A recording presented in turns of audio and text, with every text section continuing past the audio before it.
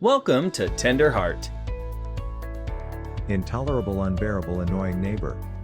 So many times he kept his mouth shut. So many times he pretended he didn't hear all the music blasting from the walls, or their screams and shouts and all the broken dishes smashed on the floor, or even worse, their obnoxious moans and whines from their bedroom's wall. He kept his composure, and harbored his patience, like a good neighbor.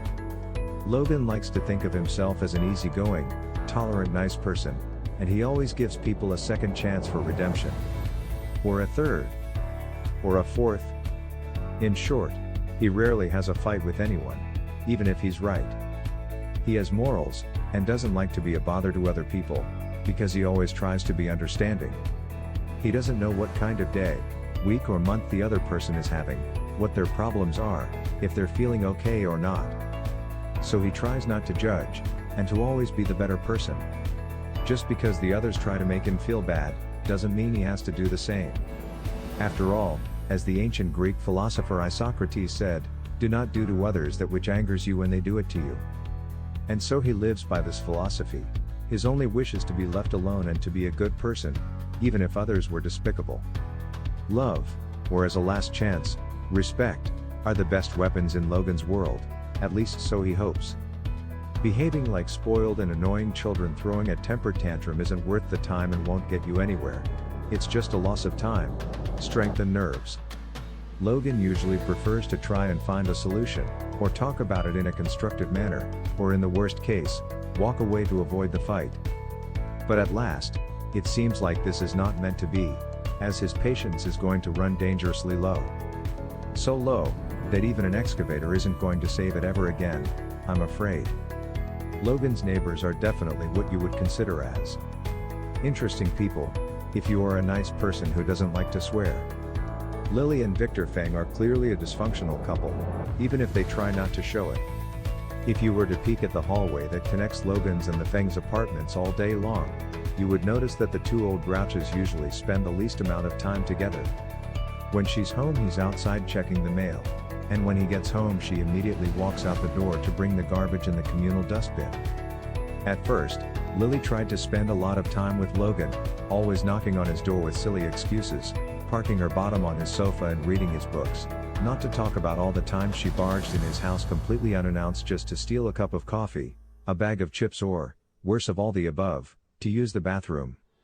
Sometimes, when Lily was at home, even Victor tried to escape from his own home, occupying Logan's living room to read the neighbors' books and to complain about them. In conclusion, a burden for our poor guy. Then, maybe they got bored of the same books and coffee quality, or maybe they somehow got the message hidden between Logan's false smiles and passive-aggressive comments. They stopped visiting him so often. And you think this would solve the problem, but it didn't. Because, when both Fangs are at home, they always make a racket. Be it for a quarrel that brings them to scream horrible words at each other, and to throw dishes and silverware all around the kitchen, or for a sudden party thrown just because, with loud and tasteless music and no guests. Sometimes there also is this strange and embarrassing situation in which one of the spouses is outside in the corridor, apparently checking for mail or just moping about, while obnoxious sounds of bed activities echo from their apartment door.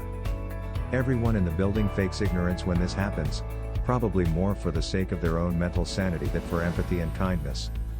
So, Logan has been extremely patient with these two old, annoying, nerve-wracking neighbors, but today is the day he explodes. In fact, this morning, first Lily came to his house pounding on his door like a mad, complaining about the noise that didn't let her sleep, a non-existent noise, because Logan was sleeping until Lily so rudely woke him up.